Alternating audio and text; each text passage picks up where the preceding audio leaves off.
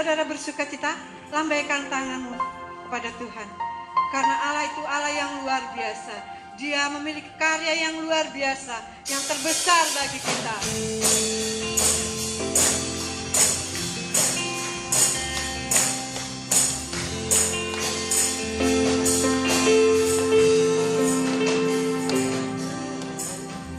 Dia terbesar dalam hidupku, pengorbananmu yang selamatkanku.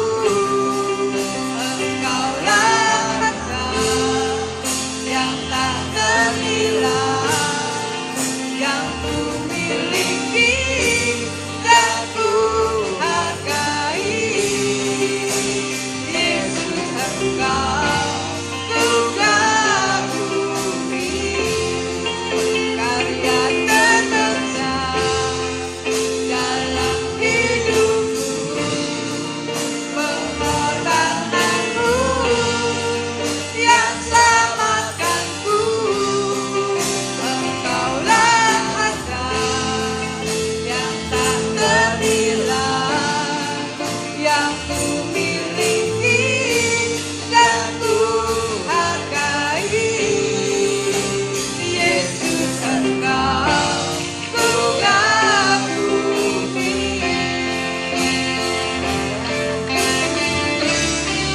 Karya terbesar dalam hidupku, pengorbananmu yang selamatkanku. Engkaulah harta yang tak ternilai, yang ku miliki dan ku hargai. Yesus, Engkau ku kagumi. Katakan karya Allah dalam hidupku, pengorbananmu yang selamatkanku. Engkaulah harta yang tak ternilai, yang ku miliki dan ku hargai. Yesus, Engkau ku kagumi. Yesus, Engkau ku kagumi. Yesus, Engkau ku kagumi. Haleluya, haleluya. Kita tetap bangkit berdiri. Kita rindu mempermuliakan nama Tuhan. Biarlah saat kita memuji nama Tuhan, Tuhan hadir senantiasa. Dan kita menyukakan hati Tuhan, itulah kerinduan kita bersama. Dia mati dan bangkit.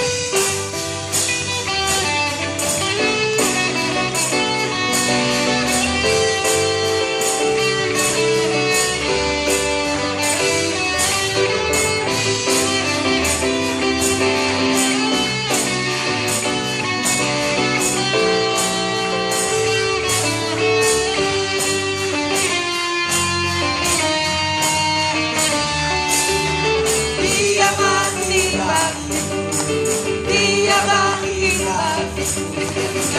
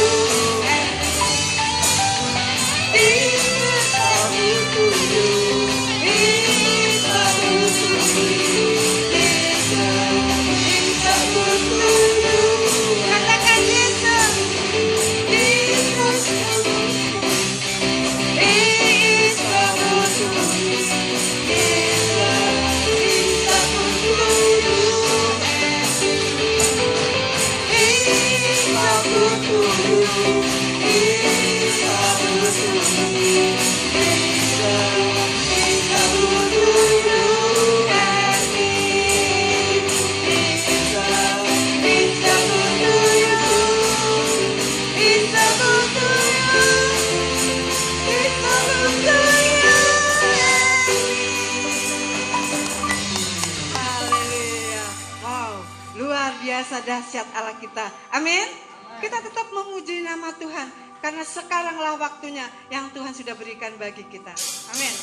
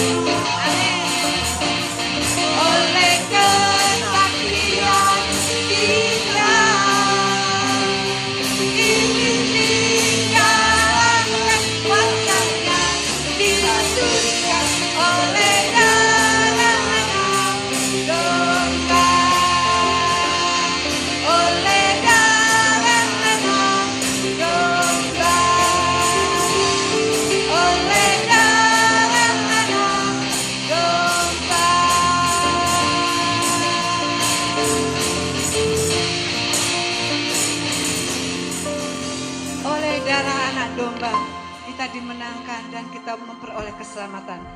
Bukan hanya sekedar rutinitas dan kebiasaan. Sudah terima tubuh dan darah? Roti anggur perjamuan sudah dipersiapkan? Yang di rumah juga?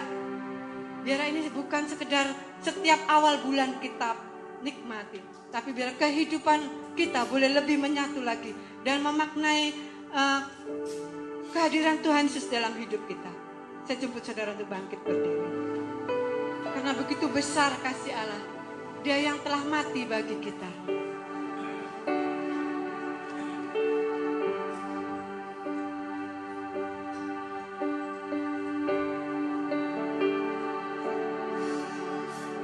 Dia Yesus telah mati bagiku. Dia Tuhan selamatkan jiwaku.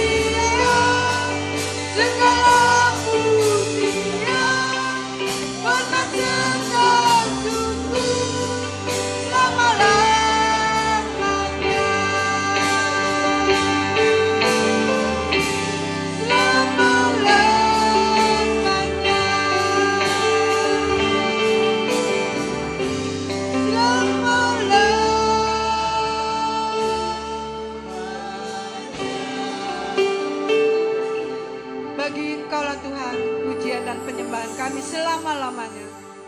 Kau sudah menerima setiap pujian kami sore hari ini menjadi suatu dupa yang harum di hadapan Engkau. Sebentar kami akan menikmati kebenaran firman-Mu Tuhan.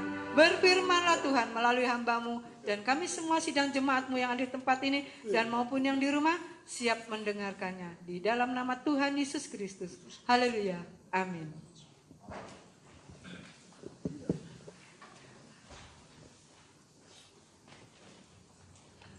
Haleluya.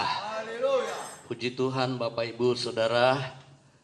Pada sore hari ini kita kembali bersama-sama menikmati firman Tuhan. Ya, tadi pagi saya sudah sampaikan firman Tuhan tentang nama Allah ya. Jadi nama-nama Allah ini cukup banyak sekali saudara, tetapi kita mau pelajari satu persatu seberapa yang kita bisa ikuti. Sebab nama Allah terus berkembang ya. Waktu mula-mula saya khotbah tentang nama Allah itu, ya nama-nama Allah yang sekarang bermunculan, yang di suku-suku pun itu Tuhan terima ya. Jadi ada yang Allah sendiri memberi nama itu, ada yang manusia yang memberi nama ya. Jehovah Jireh itu dari Abraham ya. Jadi tapi itu semua nama-nama Allah karena Allah itu luar biasa.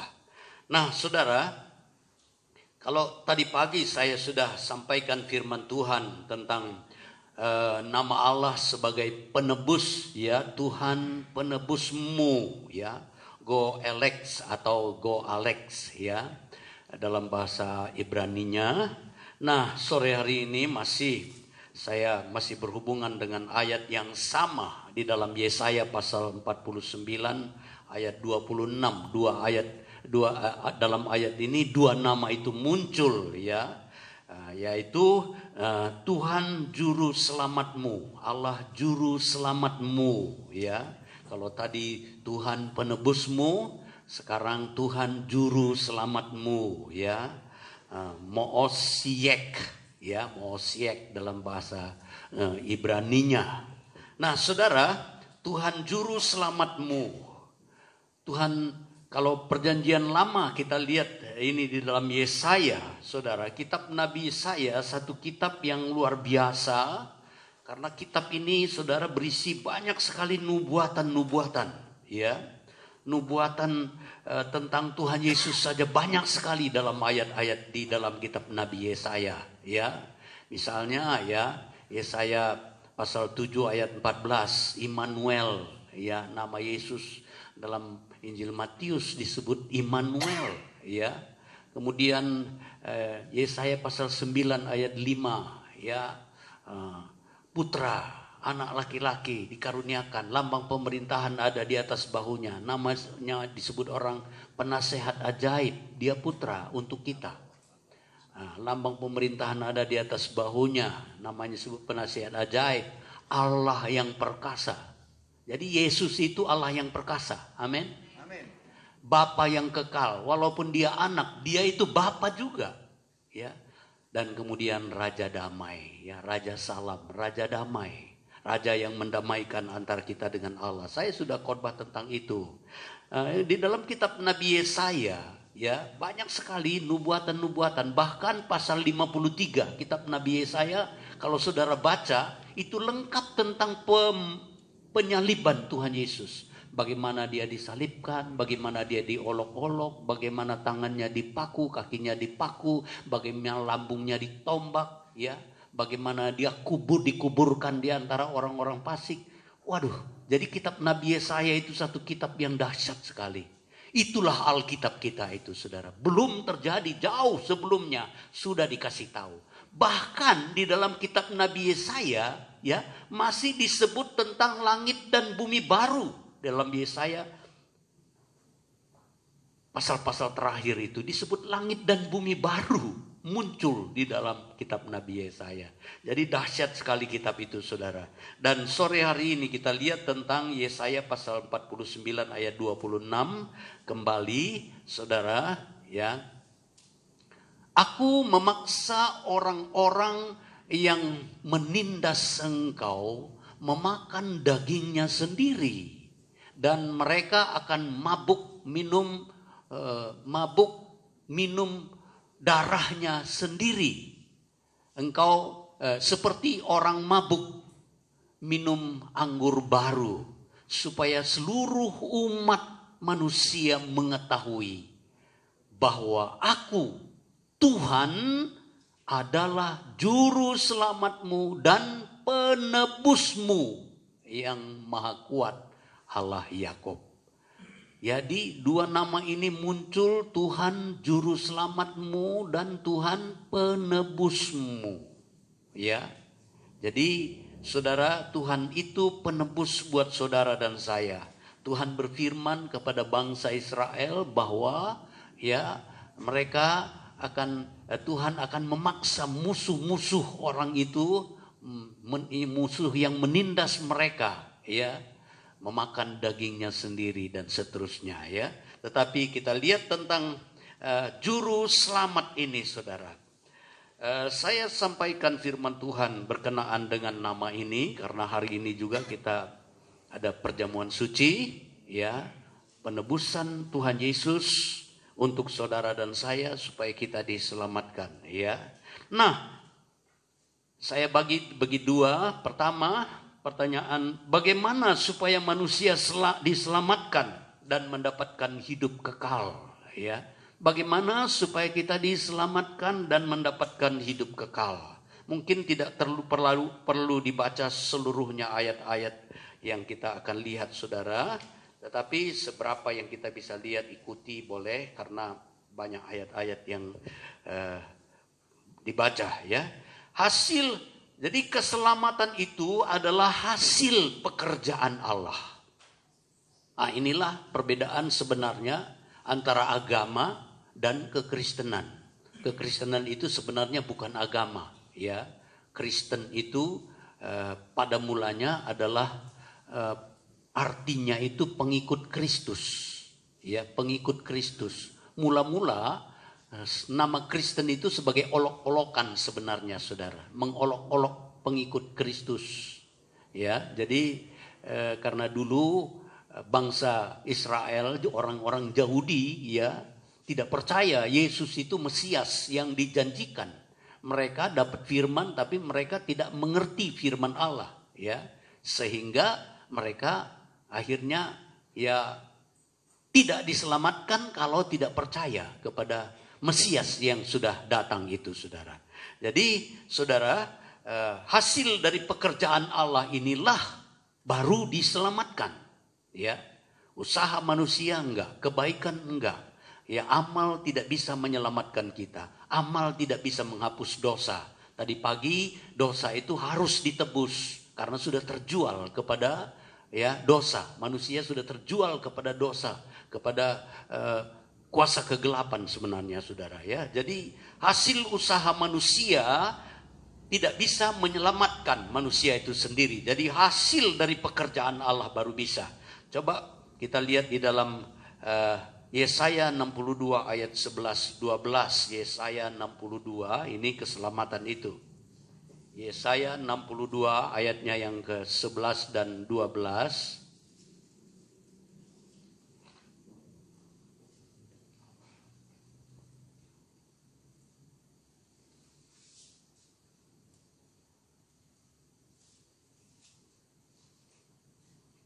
Ya. Sebab inilah yang telah diperdengarkan Tuhan sampai ke ujung bumi. Katakanlah kepada putri Sion, sesungguhnya keselamatanmu datang, sesungguhnya mereka yang menjadi upah jerih payahnya ada bersama-sama dia, dan mereka yang diperolehnya berjalan di hadapannya. Orang akan menyebut mereka bangsa kudus, orang-orang tebusan Tuhan, dan engkau akan disebut yang dicari, kota yang tidak ditinggalkan. Jadi orang-orang yang diselamatkan, ya, sesungguhnya keselamatan datang, ya, hasil jerih payahnya, hasil jerih payah Tuhan, bukan hasil jerih payah kita. Amin. Keselamatan itu hasil jerih payah Tuhan, ya. Ada orang yang bilang, kok bisa, ngapain Allah kok bisa menjelma menjadi manusia, ya. Saudara, keselamatan itu ya memang Allah sediakan bagi manusia. Karena itu bahagian yang kedua. Yang kedua yaitu bagaimana supaya kita diselamatkan, percaya kepada Allah dan menerima Yesus. Jadi yang pertama itu usaha Allah.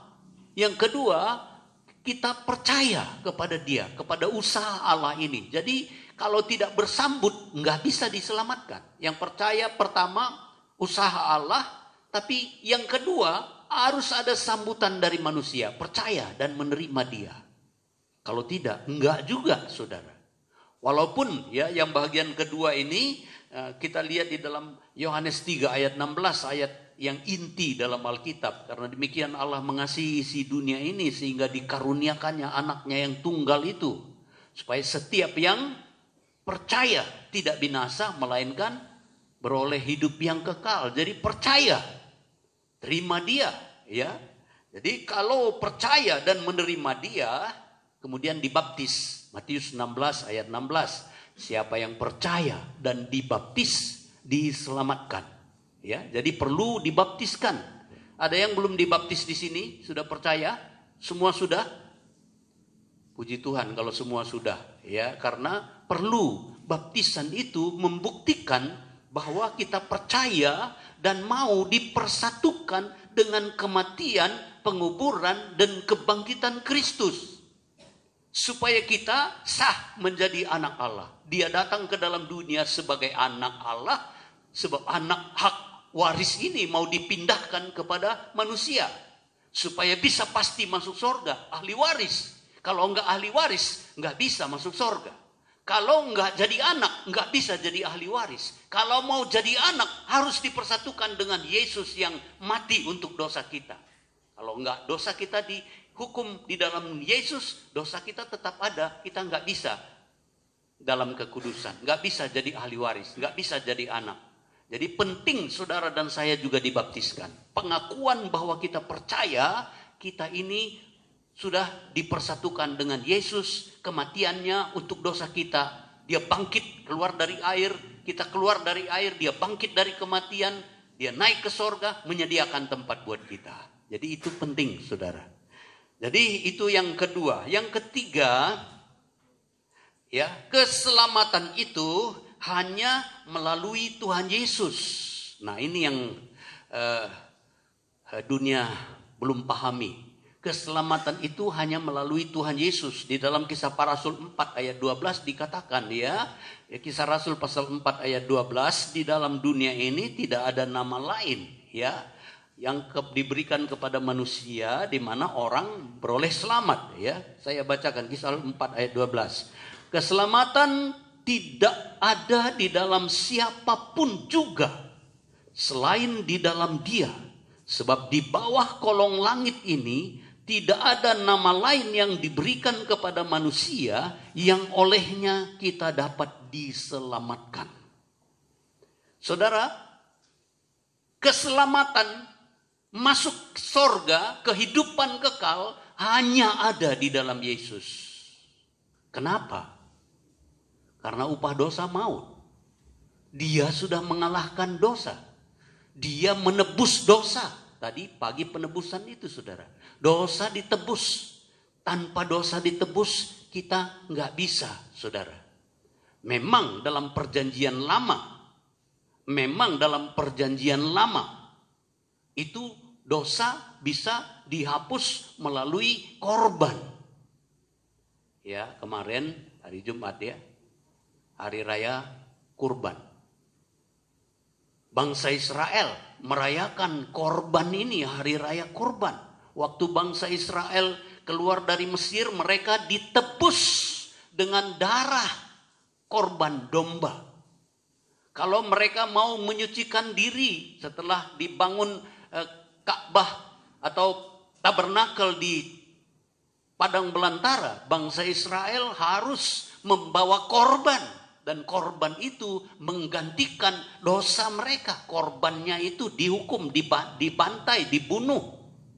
penghukuman terhadap binatang, menggantikan hukuman kepada manusia. Masuk ke negeri Kanaan, ya, Raja Daud ingin membangun Ka'bah, nggak bisa. Salomo yang membangun Ka'bah itu menjadi pusat penyembahan, dan di sanalah Allah juga, bangsa Israel juga bawa korban ke sana. Tapi masuk ke perjanjian baru, keselamatan untuk seluruh dunia. Seluruh dunia nggak bisa korban lagi, dan Allah menyediakan korban dari sorga. Itulah Yesus. Dia harus menjelma menjadi manusia, karena manusia harus diselamatkan, karena Allah mengasihi manusia. Tapi saudara, kalau Allah itu mengasihi, ada yang bilang, kan bisa saja Allah berfirman, selamat, selamat, selamat. Loh, kalau Allah mengasihi, Allah itu dia buktikan kasihnya. Amin. Amin. Kalau saudara mengasihi, kalau saudara mengasihi istri saudara, kalau saudara mengasihi suami saudara, kalau saudara mengasihi anak-anak saudara, saudara buktikan bahwa saudara mengasihi istri, anak-anak, suami. Amin. Buktinya apa? Wah, kalau masih pacaran, apalagi masih pacaran saudara. Wah, suratnya berlayang. Sekarang nggak pakai surat, pakai apa? Pakai HP, ya. Di sekolah Alkitab ada yang dikeluarkan karena main HP, ya.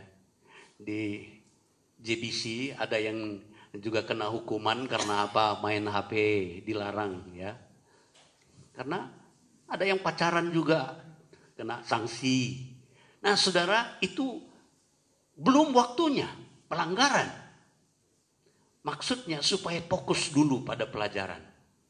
Tetapi saudara, kasih ini membuat orang itu bertindak.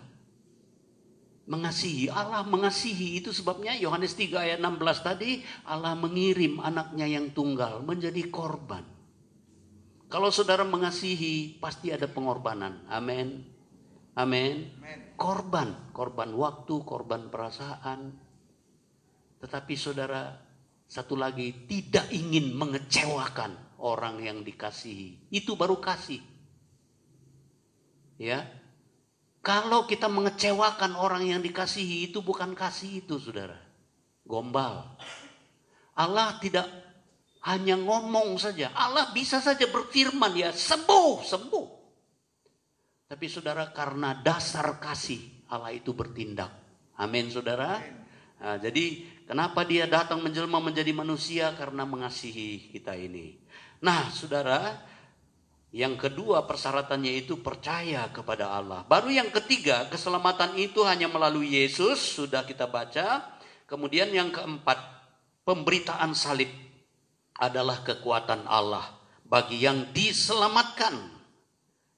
Kekuatan Allah bagi yang diselamatkan. Tapi itu berita salib itu kebodohan bagi orang yang akan masuk neraka. Ya, coba kita baca 1 Korintus 1 ayat 18. 1 Korintus pasal 1 ayatnya yang ke-18. 1 Korintus pasal 1 ayat 18. Sebab pemberitaan tentang salib memang adalah kebodohan bagi mereka yang akan binasa. Tetapi bagi kita yang diselamatkan, pemberitaan itu adalah apa? Kekuatan Allah. Bagi orang yang akan binasa, ya, itu kebodohan. Di salib itu ada jin kafir, di salib itu ada jin kafir. Kenapa orang itu bisa ngomong begitu? Karena nggak ngerti. Itu kebodohan. Akan binasa. Ya, paham saudara? Paham saudara? Pemberitaan salib itu kebodohan bagi orang yang mau binasa. Tapi bagi orang yang diselamatkan, itu kekuatan Allah. Itu kuasa Allah. Kekuatan Allah untuk menyelamatkan saudara dan saya lewat salib. Berita tentang salib, berita Injil, ya. Berita Injil itu 1 Korintus 15 ayat 2. 1 Korintus 15 ayat 2. Ini sama, berita Injil. Itu keselamatan, saudara. 1 Korintus 15 ayatnya yang kedua.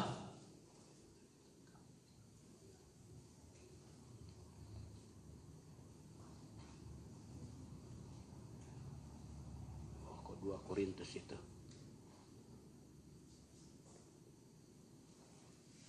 Ya. Oleh Injil itu kamu diselamatkan, asal kamu teguh berpegang padanya, seperti yang telah kuberitakan kepadamu, kecuali kalau kamu telah sia-sia saja menjadi percaya. Saudara, berita Injil itu menyelamatkan saudara dan saya. Amin. Tapi bisa sia-sia kalau saudara tidak taat. Bisa tidak jadi menyelamatkan kalau kita tidak berpegang teguh kepadanya. Ya. Jadi ayat ini katakan oleh Injil kamu diselamatkan asal kamu teguh berpegang padanya. Kalau enggak teguh pegang, saudara tetap sama aja. Binasa. Injil sumber keselamatan bagi dunia ini. Kalau tidak mau percaya Injil, enggak bisa diselamatkan, saudara. Karena hanya melalui Injil. Injil itu berita keselamatan, kabar sukacita, kabar gembira. Karena Yesus, kabar tentang Yesus Kristus itu kabar gembira. Nah, saudara, bagi yang akan binasa itu merupakan kebodohan. Nah, heran orang-orang yang gak percaya, orang-orang yang akan masuk neraka, dia olok-olok itu salib karena bodoh, gak ngerti. Alkitab sudah bilang itu, saudara. Kalau dia ngerti Alkitab, dia percaya, dia diselamatkan. Tapi karena dia tidak mengerti, dia bodoh, dia binasa. Nah, saudara, bagaimana hidup setelah diselamatkan? Nah, ini penting buat kita, supaya kita sudah percaya, kita sudah diselamatkan. Jangan saudara pikir sekali selamat tetap selamat. Enggak bisa, enggak. Ya, sekali selamat tidak selamat kalau tidak berpegang kepada firman Allah ini tadi. Nah, kita lihat di dalam bahagian ini tentang sesudah kita diselamatkan bagaimana kita harus hidup, ya. Pertama, jangan mau diperhamba oleh dosa lagi, ya. Jadi, setelah kita diselamatkan, jangan lagi jatuh ke dalam dosa. Pegang teguh firman Allah. Amin. Jangan lagi hidup dalam dosa supaya tidak binasa, ya. Kemudian jadi hamba Allah. Roma 6 ayat 22. Roma pasal 6 ayat 22.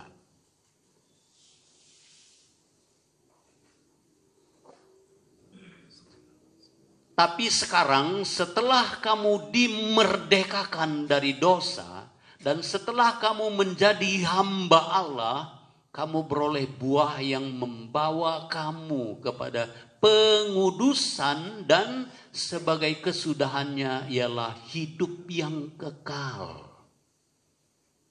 Semua kita mau hidup kekal di sorga, amin. Tapi harus pegang teguh, jadi hamba Allah. Setelah kamu bebas dari dosa, dimerdekakan dari dosa, ya, kita menjadi hamba Allah.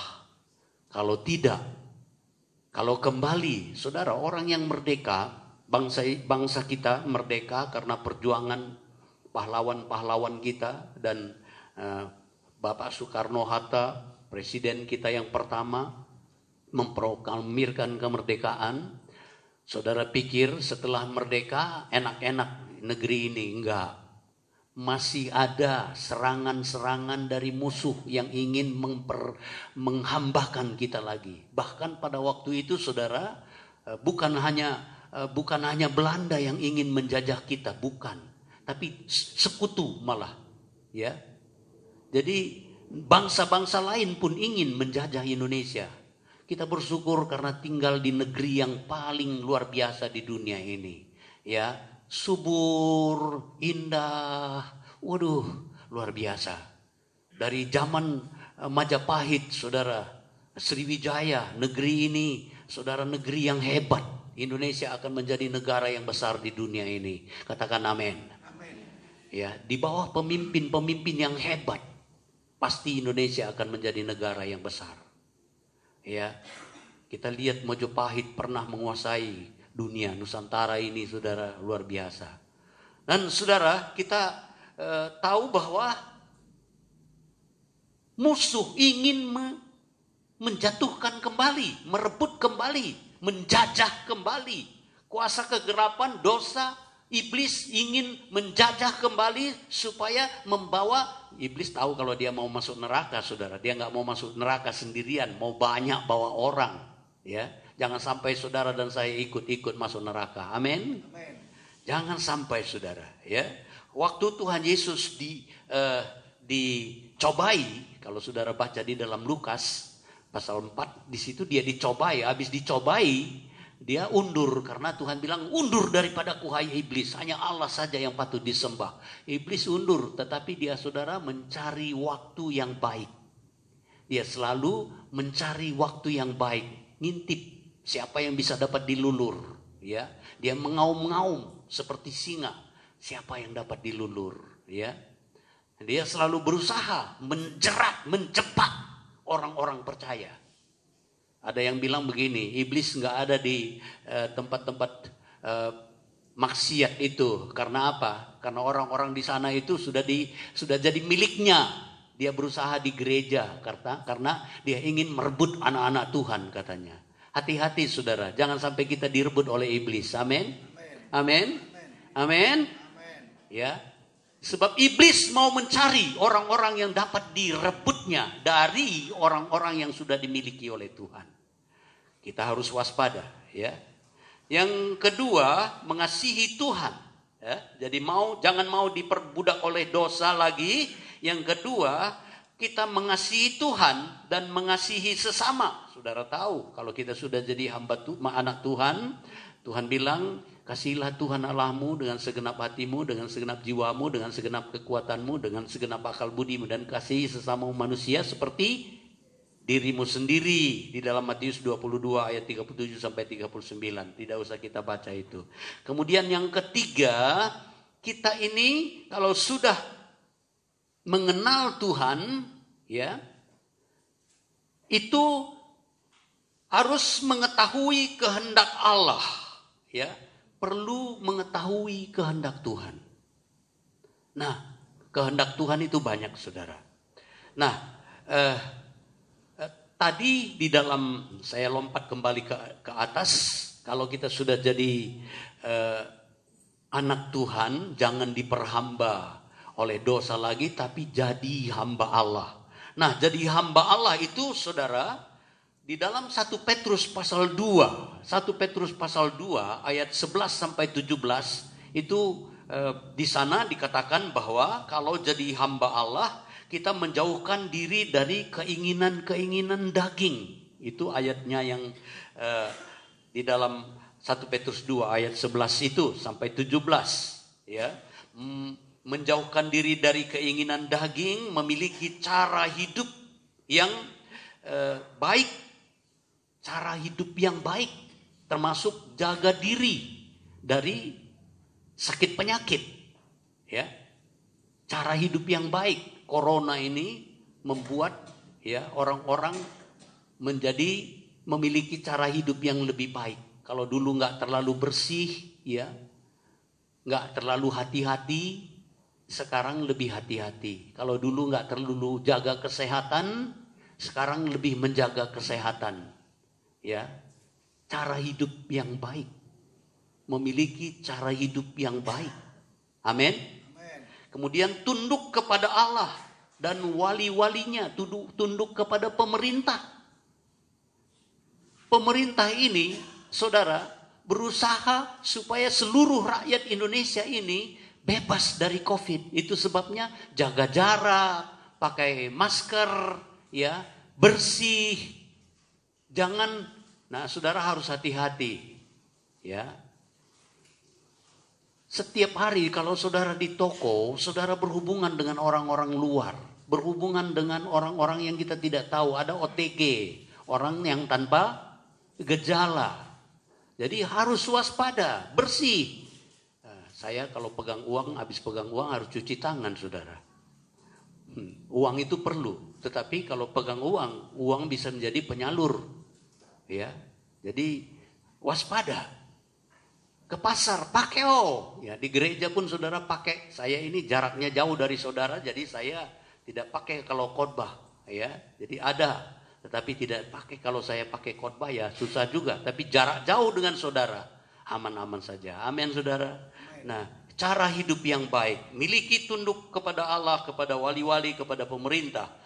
Merdeka dan tidak salah gunakan kemerdekaan itu. Kalau kita sudah dibebaskan, nggak salah gunakan kemerdekaan itu. Kemudian hormati semua orang, kasihi saudara, takut akan Allah, dan hormati raja. Ya, itu dalam 1 Petrus pasal 2 ini tadi.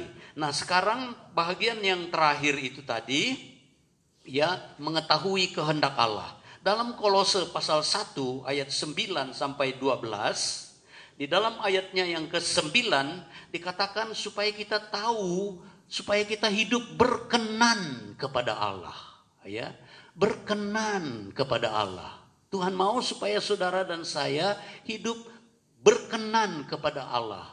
Dengan tahu kehendak Allah kita berkenan kepadanya. Dalam ayatnya yang ke-10, dalam segala hal kita memberi buah dalam pekerjaan yang baik. Buah-buah kebaikan. Paulus katakan, ya,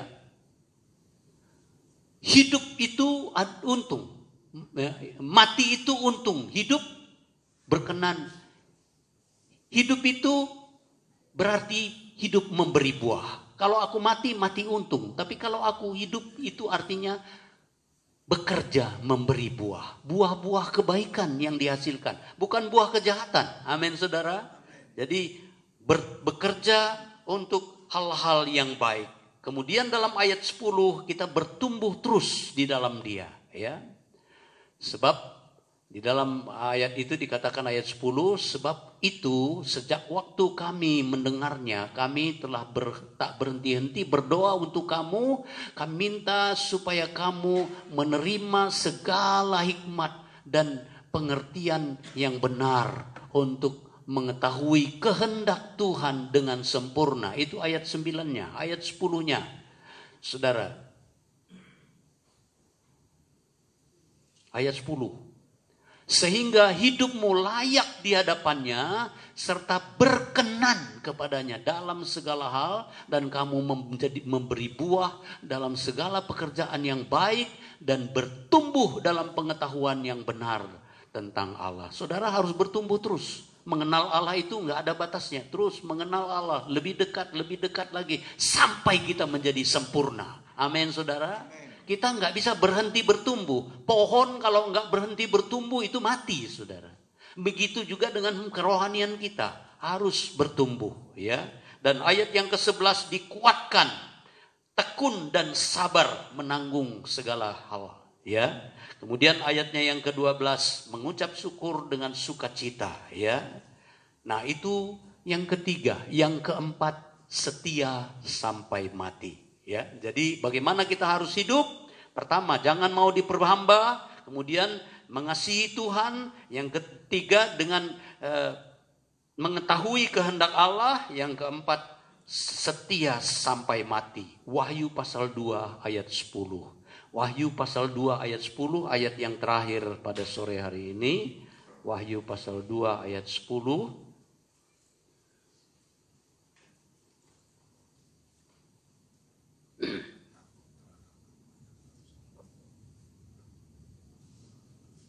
Jangan takut terhadap apa yang harus engkau derita. Sesungguhnya iblis akan melemparkan beberapa orang dari antaramu ke dalam penjara supaya kamu dicobai dan kamu akan beroleh kesusahan selama 10 hari. Hendaklah engkau setia sampai mati dan aku akan mengaruniakan kepadamu mahkota kehidupan. Tuhan mau saudara dan saya di tengah-tengah kesulitan, masalah apa sekalipun setia terus sampai mati. Amin, saudara. Tetap tahu kehendak Allah. Melakukan perbuatan yang baik. Mengasihi Tuhan, mengasihi sesama. Hidup dalam kebenaran, hidup dalam kekudusan. Menjauhkan diri dari dosa. Jangan kembali kepada hal-hal yang jahat. Mari pemain musik tampil ke depan. Kita akan masuk dalam doa. Kita akan masuk perjamuan suci.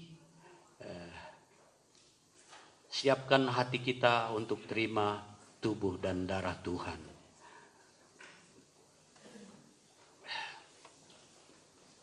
Bagi Dia segala pujian, hormat, dan kemuliaan. Bagi Dia kita nyanyi kor ini, kita akan masuk di dalam doa. Saudara persiapkan diri saudara untuk masuk dalam doa. Kita sebentar terima perjamuan suci. Semua sudah dapat roti dan anggur? Tolong kalau belum, ada yang belum, tolong layani. Supaya kita masuk dalam perjamuan suci bersama-sama. Bagi Dia segala pujian. Bagi Dia segala pujian, hormat serta selamanya. Bagi Dia segala pujian, hormat serta selama-lamanya. Mari kita berdiri nyanyi kor ini sekali lagi. Ya segala pujian, hormat serta syukur kekal selamanya. Bagi Dia segala pujian, hormat serta syukur selama-lamanya. Terima kasih banyak Bapa dalam sorga. Anugerah-Mu begitu besar buat kami. Kami boleh diselamatkan karena karya Allah, karena kasih Allah yang besar. Biarlah Tuhan keselamatan yang sudah kami terima tetap kami pertahankan. Kami tidak ingin diperhamba oleh dosa lagi, tapi kami hidup benar di dalam pimpinan dan penyertaan Roh Kudus-Mu. Terima kasih banyak Bapa. Sebentar kami juga akan terima tubuh dan darah-Mu supaya menyatu dalam hidup kami Tuhan. Layakkan kami semua untuk terima tubuh dan darah-Mu. Ampuni segala dosa dan kesalahan kami supaya layak terima tubuh dan darah Tuhan. Terima kasih banyak Bapa dalam sorga. Terima kasih banyak Tuhan. Kami alaskan doa dan permohonan kami. Ucapan syukur kami buat firman-Mu di dalam nama Tuhan Yesus Kristus. Haleluya, haleluya. Amin. Saudara siapkan roti dan jemaat-jemaat yang ada di rumah juga siapkan supaya kita bersama-sama menerima tubuh dan darah Tuhan. Ya. Nah sebagaimana biasa saya selalu berikan kesempatan buat saudara untuk menguji diri. Sebab firman Allah katakan, jadi barang siapa dengan cara yang tidak layak makan roti atau minum cawan Tuhan, ia berdosa terhadap tubuh dan darah Tuhan. Karena itu hendaklah tiap-tiap orang menguji dirinya sendiri, dan baru sesudah itu ia makan roti dan minum dari cawan itu. Karena barang siapa makan minum tanpa mengakui tubuh Tuhan, ia mendatangkan hukuman atas dirinya. Sebab itu banyak di antara kamu yang lemah dan sakit, dan tidak sedikit yang meninggal. Kalau kita menguji diri kita sendiri, hukuman tidak menimpa kita. Jadi saudara, ada kesempatan saudara menguji diri, artinya mengaku dosa, minta ampun supaya layak, ya. Kemudian jangan berdosa lagi. Kita menguji diri di hadapan Tuhan, kami berikan kesempatan masing-masing saudara. Bapa dalam sorga, ini hamba-Mu Tuhan, tidak terlepas dari kesalahan dan dosa.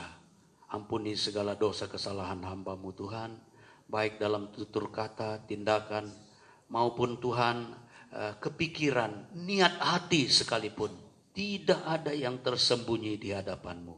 Tuhan tahu. Ampuni segala dosa hamba-Mu, kesalahan hamba-Mu Tuhan. Dan demikian seluruh sidang jemaat-Mu. Engkau ampuni dan layakkan kami untuk terima tubuh dan darah-Mu supaya menjadi berkat. Engkau menyatu di dalam kami ada di dalam Engkau. Terima kasih Bapa, dalam nama Tuhan Yesus Kristus kami akan terima tubuh dan darah-Mu. Saudara angkat roti dengan tangan kanan dan saudara dengarkan firman Tuhan. Sebab apa yang telah kuteruskan kepadamu, telah aku terima dari Tuhan, yaitu bahwa Tuhan Yesus pada malam waktu ia diserahkan mengambil roti, dan sesudah itu ia mengucap syukur atasnya. Ia memecah-mecahkannya dan berkata, inilah tubuhku yang diserahkan bagi kamu. Perbuatlah ini menjadi peringatan akan aku. Kita makan tubuh Tuhan di dalam namanya sendiri. Dalam nama Tuhan Yesus Kristus. Silakan makan dengan iman.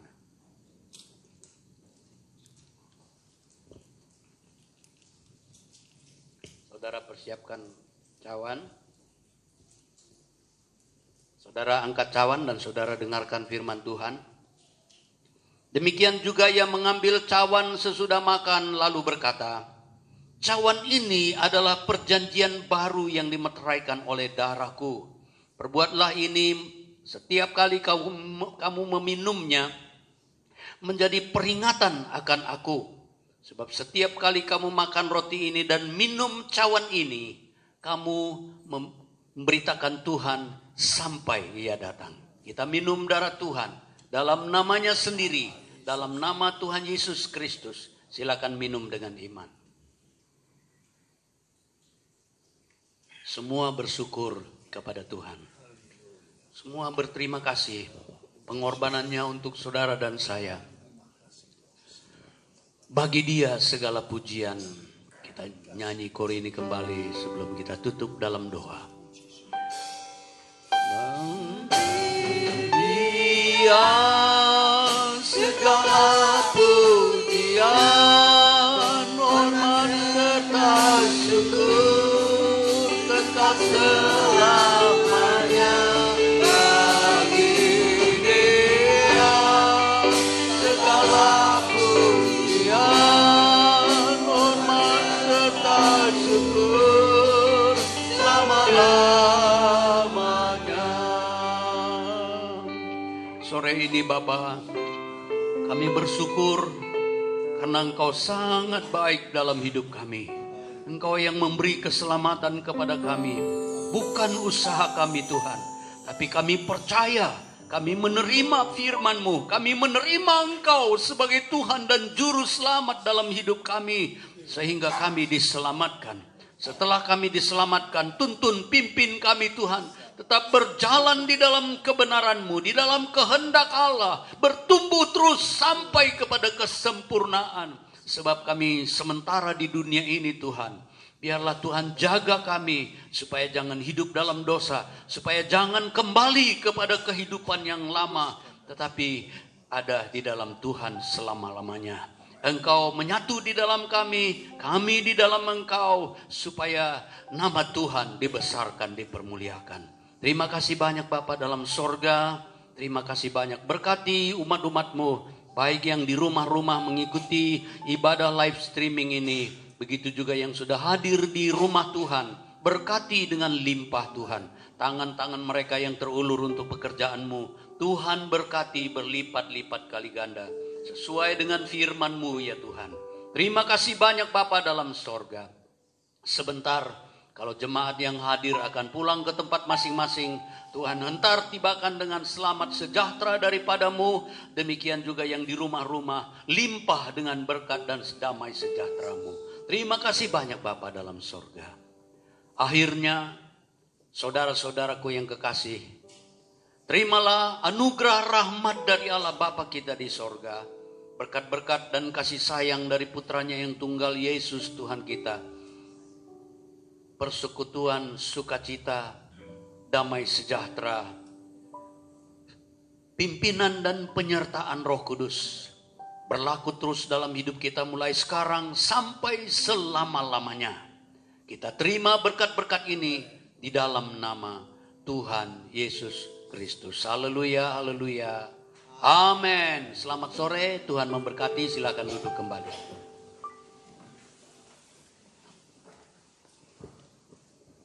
Tuhan, saya akan sampaikan pengumuman tak lelah dan tak henti.